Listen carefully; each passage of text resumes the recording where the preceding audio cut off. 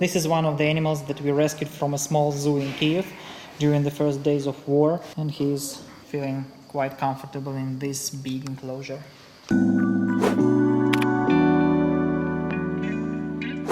Good morning, Reptilians. Welcome back to the channel. I'm Elle, this is Az, and this is Elle's Reptiles. This week's video is going to be very different from any video that I have ever done, and it's a super important video. I was contacted by BION Terrarium Center in Ukraine. We decided to do a video interview with them, and we are going to learn all about them, all about their terrarium center, and all about how the war has affected them. If this video does look a little weird, it's because I recorded the questions and they recorded their answers to the questions and they sent them to me. So it was not a live interview just because that would be very difficult to do. So we decided this was going to be the best way to do it. But yeah, let's learn about the BION Terrarium Center. So first, tell us a little bit about yourself. Hello, my name is Oleksii Marushchak. I am head of Research and Development Department of BION Terrarium Center. I have been working with reptiles for more than 10 years now, and at BION Terrarium Center I'm a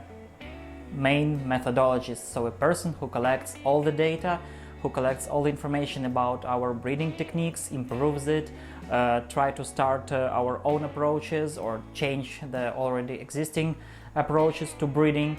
So basically I'm the guy who works with information and who is like the main theoretic part of our facility. And for those who may not know, what is the BION Terrarium Center?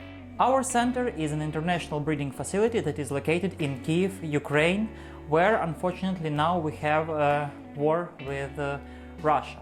Currently I'm sitting in one of 3 BION's facilities called Exo Ranch, so it is officially entitled as Responsible Zooculture Center, where we work with big reptiles and small mammals. One of our reptiles are just behind me. They are Rhinoceros iguana, Cyclura cornuta, and this is one of our breeding groups, 1 male and 3 females. BION Terrarium Center is an international reptiles and amphibians breeding company that is specialized on producing of healthy, strong, adaptive, captive-bred reptiles and amphibians that we sell all over the world. So we ship animals since 1993, so more than 25 years now. And we ship animals to USA, Asia, Europe, Canada, and so on and so forth. Currently we work with about 70 species of reptiles that we bred from time to time or regularly, and in most cases in big quantities. Our current collection mainly consists of leaf-tailed geckos, Uroplatus species, piney-tailed lizards, Uromastix genus, Petrosaurus, Xenogamma, different leopard gecko species, species of arboreal terrestrial geckos, and other different reptiles. In the center where I am now, we also breed lemurcata, black and white lemurs, small mammals like ferrets, civets, mongoose, meerkats, and so on. Unfortunately, due to war, we have to evacuate a part of our collection here so that we can take care of them in a safe place. Another part of our collection remained at BION Terrarium Center in Kiev. Now also part of our staff takes care about the animals. What are some of the primary goals of BION? Well, the main goal, be careful, stay silent. The main goal of our company is producing of healthy captive-bred reptiles for the world's market.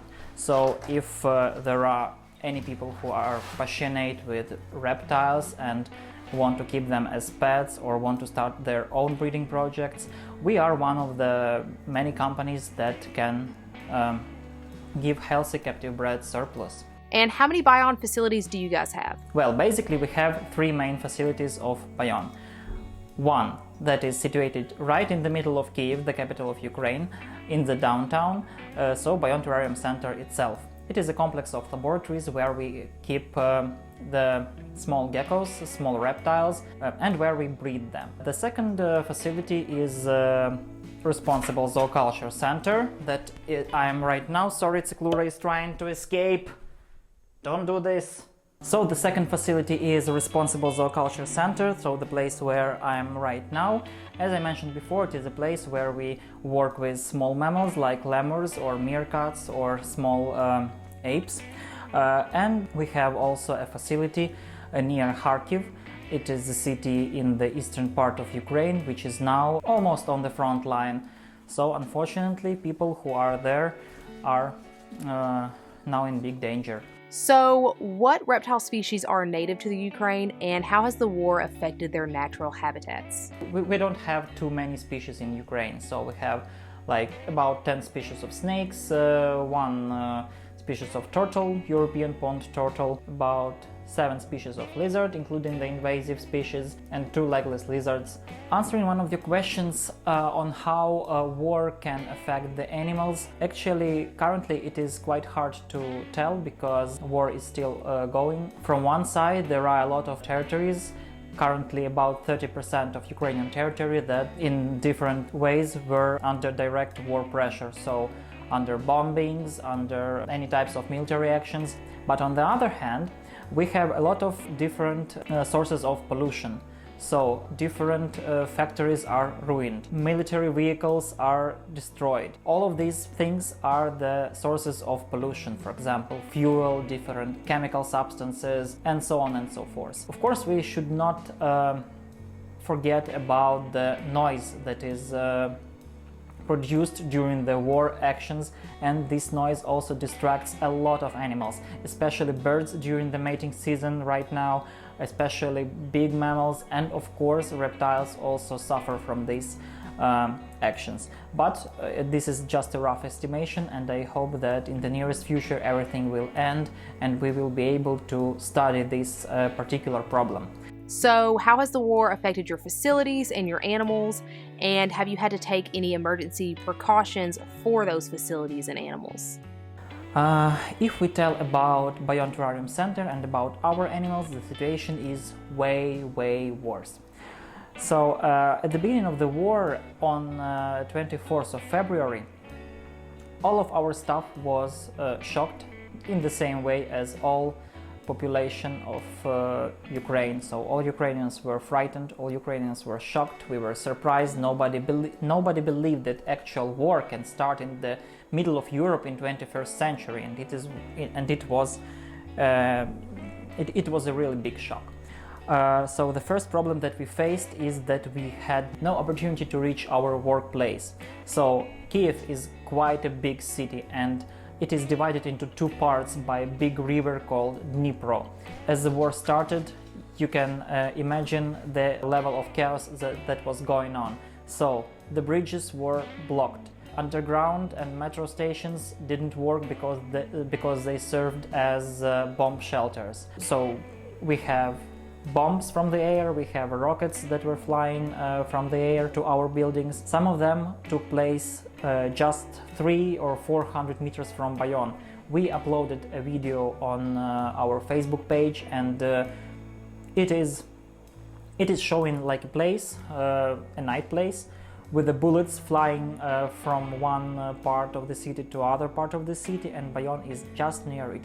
So for the first 5 days of the war, we had no access to our workplace, and unfortunately a lot of animals that depended on us were heavily dehydrated, and unfortunately the group of leaf-tailed geckos was the most vulnerable. On the 6th day, when we managed to reach our facility, we decided to evacuate the most sensitive group of animals. This is our laboratory where we temporarily keep part of our Uroplatus parental stock. These facilities are not designed for these species, but when we evacuated them, we had no choice and we have to use what we could. Other people from our staff also managed to reach BION somehow, and we decided to work in shifts. So several people were at BION for 3 or 5 days at once, and they worked with the animals, they took care about them, and I think that this is what saved our facility, saved our collection, and greatly improved the situation. Unfortunately, we lost now about 100 heads of breeding stock.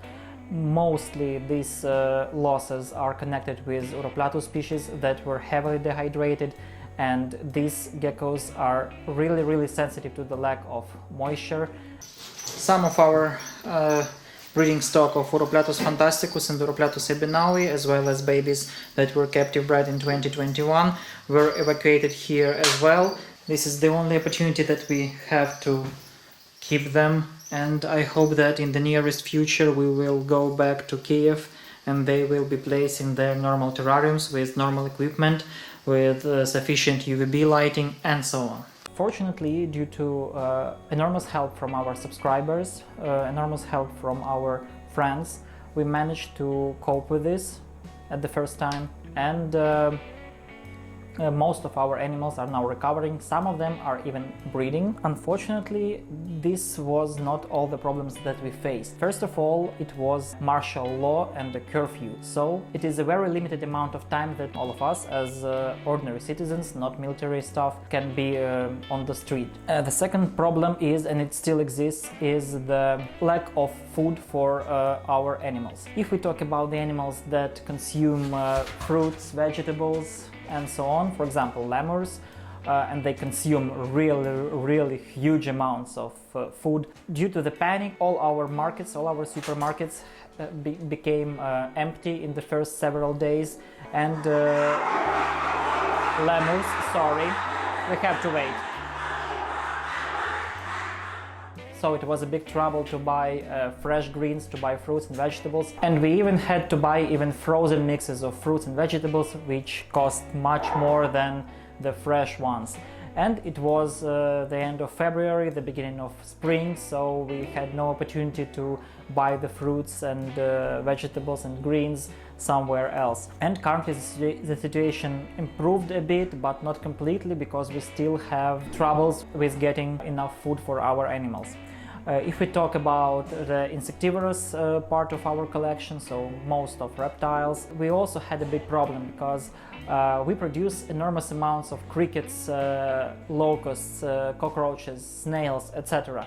And this process is unstoppable. So if you don't take care of this process, everything goes wrong. Fortunately, now we restored the production of insects, and now, at least with this part, we are more or less safe. And the big question here, how can we help you? But still, the main problem remains. We are a company that specializes in sales of healthy captive bred reptiles on the global market. And unfortunately now we have absolutely no possibilities to make shipments, and we have absolutely no possibilities to earn money. Why? Because Ukraine now is a place of military actions, and no airlines operate, no planes fly to or from Ukraine, and we have no idea how long will this situation remain. We launched our online project called Responsible Herpetoculture Project with the help of donations of our subscribers, of our friends, of people who just try to support us. We managed to survive for the first months, but the situation is still not improving greatly, so we still need to collect money from people who want to support us. We don't want to stay with an outstretched hand, and we are happy to share our information. We are happy to share our experience in the form of scientific articles, in the form of online manuals, in the form of many options that are available in our online project, Responsible Herpetoculture Project. Anyway, we keep consulting our friends, we keep consulting our subscribers with any information they need about species that we work with. So basically what can be done right now to help us is raise the awareness of the global community, of the global herpetological community and herpetoculture community. All the people who are in different ways passionate with reptiles, about our situation, about our online project, and of course share information as much as possible about our current situation, about the help that we need to keep our collection, to save our collection that was gathered during decades and this is a really huge amount of work that can be just lost due to our inability to finance ourselves. So I would like to thank you for your support, to thank you for the opportunity to be included in this interview, and I hope for mutual cooperation in the future. Thank you very much. Have fun, pray for Ukraine, and support responsible herpetoculture. Thank you. So that was an amazing interview, and I think all that footage was 100% from them, all that amazing footage. I hope you guys learned something from the interview. I learned a lot. When thinking about natural habitats of animals and war, the last thing that I was thinking about was noise pollution. That answer really caught me by surprise. This interview was so informative, and I'm so grateful that I had the opportunity to do this. If you would like to help them out, definitely check the description box for information on how you can do that. As always, if you have not already, please feel free to follow me on the socials and like, subscribe, and hit that bell for notifications every time I put out a new video, which is every Sunday and some Wednesdays. This week's Instagram shoutout is here. This week's subscriber shoutout is here. Thank you guys both so much for watching and following and subscribing and sharing and liking and all of that jazz. You are the bee's knees. Thank you so much for watching, and I hope you have a fantastic day. Bye.